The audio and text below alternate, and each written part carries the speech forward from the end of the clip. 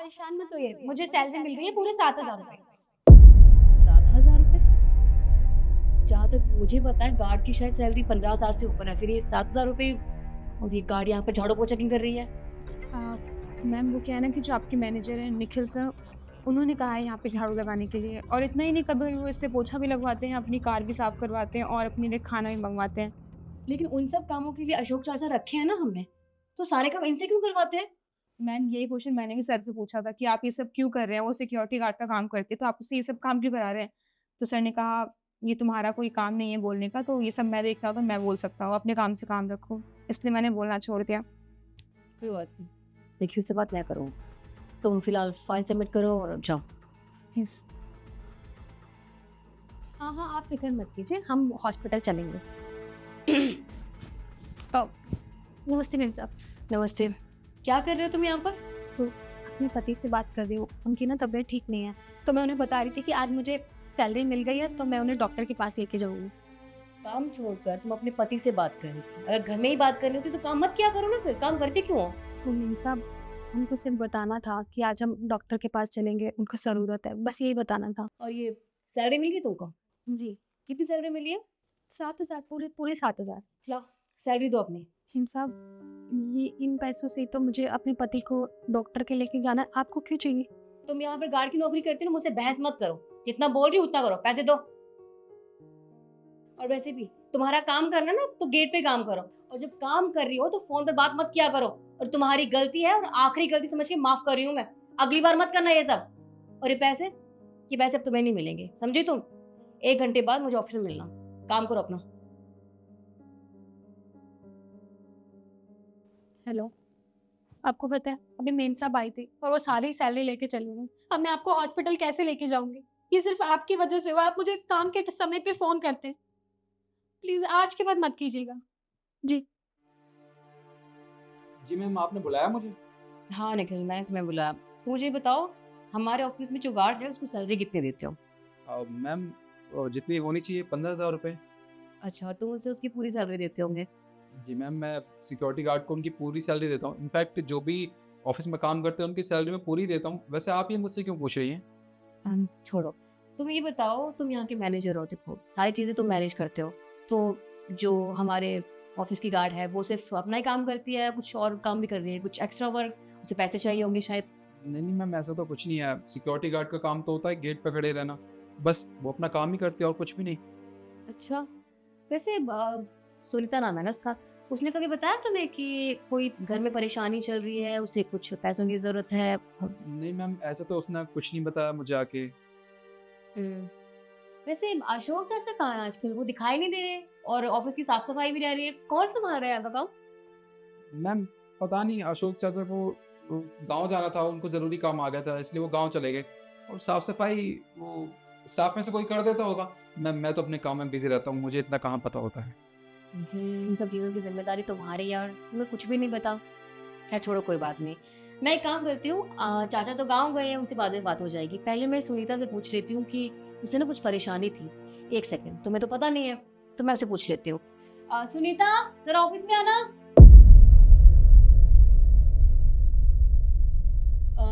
तुम मुझे एक बात बताओ, तुम्हारे घर में कुछ परेशानी चल रही थी ना, क्या हुआ? सब ठीक है?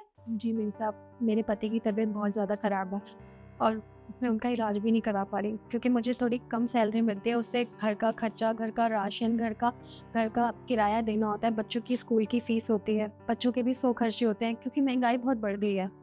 और तुम्हारी सैलरी कितनी है? 7,000। 7,000? मैडम ये झूठ बोल रही है। इसकी सैलरी 7,000 कैसे हो सकती है? इसकी सैलरी तो 15,000 है। ये ऐसे कैसे बोल रही हो तुम? साहब आप झूठ क्यों बोल रहे हैं? आपने मुझे बताया था कि मेरी महीने की सैलरी 7,000 रुपए है, पर मुझे काम करना पड़ा क्योंकि मेरी मजबूरी है। आप ही तो मुझे खुद सैलरी देते हैं।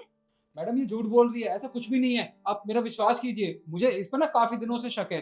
ऑफ़िस में ना कई सारी चीज़ें चोरी होती हैं। मुझे लगता है ना यही वो चीज़ें चोरी करती है और ये चाहती है कि मैं इस कंपनी से निकल जाऊँ और ये मेरे जाने के बाद इस कंपनी से बहुत सारी चीज़ें चोरी करके घर ले जा सके। अ, हाँ, वैसे निखिल मैं तुम पे शक तो कर नहीं सकती क्योंकि तुम यहाँ के मैनेजर हो, सारी चीज़ें तुम मैनेज करते हो। तुम पर शक करना तो बेफिज़ूल है। इसका मतलब यही झूठ बोल रही होगी। चलो छोड़ो ये सब।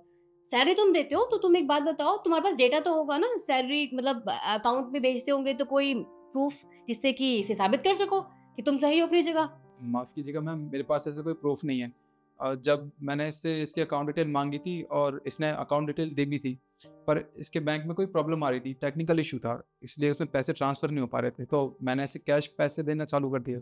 साहब आप झूठ क्यों बोल रहे हैं? मेम साहब कभी इन्होंने हमारे से हमारे बैंक की कोई डिटेल नहीं मांगी, ये हमेशा से हमें कैश पैसे देते हैं। मैं सच बोल रही हूँ, आप मेरा यकीन कीजिए। अरे बस करो तुम लोग। और निखिल तुम तो कितने टैलेंटेड हो, मुझे पता नहीं था कि तुम झूठ इतनी सफाई से बोल लेते हो। झूठ पे झूठ बोले जा रहे हो और मैं बेवकूफ दिखाई दे रही हूँ? तुम्हारी बात पे भरोसा करूंगी? मैं अच्छे से जानती हूँ कि तुम इसे यहाँ की साफ सफाई करते हो और इसको पूरी सैलरी भी नहीं देते हो। तुम्हें शर्म नहीं ये सब करते हुए? अरे वो गरीब औरत यहाँ पर अपना परिवार संभाल रही है ये सब काम करके, और तुम उसकी गरीबी का फायदा उठा रहे हो, उसे ये सब काम करवाते हो, वो कुछ नहीं बोलती।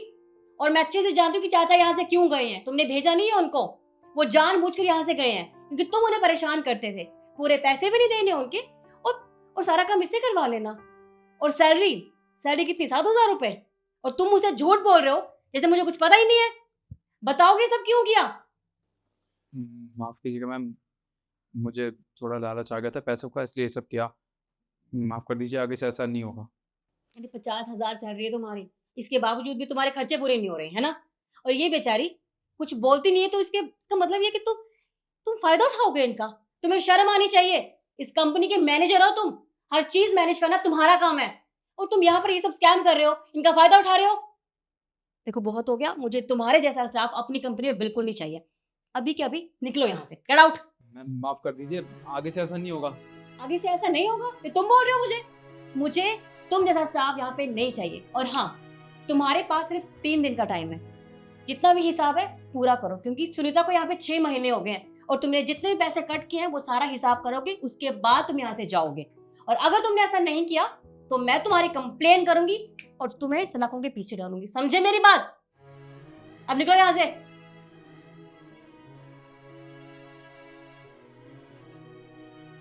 सुनीता तुम्हें समझना चाहिए, तुम कहीं काम करे, तुम्हें इन्फॉर्मेशन होनी चाहिए कि तुम्हें कितनी सैलरी मिलती है। तुम अकेली औरत अपना घर संभाल रही हो और उसके बावजूद ऐसे लोग तुम्हारा फायदा उठा के चले जाते हैं। इस बात का ध्यान तुम्हें रखना चाहिए। मेम साहब आप सही कह रही हैं, पर जब मैं शुरू में यहाँ पे आई थी तो मुझे बोला था कि मेरी 7,000 रुपये सैलरी है, तो मैंने यकीन कर लिया। मुझे नहीं पता था साहब मेरे साथ ऐसा करेंगे, पर मैं आगे से ध्यान रखूंगी कि मेरी कमजोरी का और मेरी मजबूरी का कोई फायदा ना उठाए। देखो सुनीता, मैं जानती हूँ तुम बहुत परेशान हो, और याद रखना तुम्हारी सैलरी 15,000 रुपये है, समझी? और तुम्हारी सैलरी का हिसाब मैं करूंगी। और तुम्हारे पति की तबीयत ठीक नहीं है ना? तुम रुको, ये रही तुम्हारी सैलरी, और ये कुछ पैसे ऑफिस की तरफ से। अपने पति का अच्छे से हॉस्पिटल में इलाज करवाओ, और किसी भी चीज़ की ज़रूरत हो, कोई भी दिक्कत हो तो प्लीज़ मुझे इन्फॉर्म ज़रूर करना। ओके मेम साहब, आपका बहुत बहुत शुक्रिया। मैं अभी अपने पति के पास जाती हूँ। जाओ। आई होप कि आपको हमारी वीडियो पसंद आई हो। प्लीज़ वीडियो को ज़्यादा से ज़्यादा शेयर कीजिएगा और हमें कमेंट करके ज़रूर बताइएगा आपको वीडियो कैसी लगी। फिर मिलते हैं ऐसी एक नई वीडियो के साथ, तब तक के लिए धन्यवाद।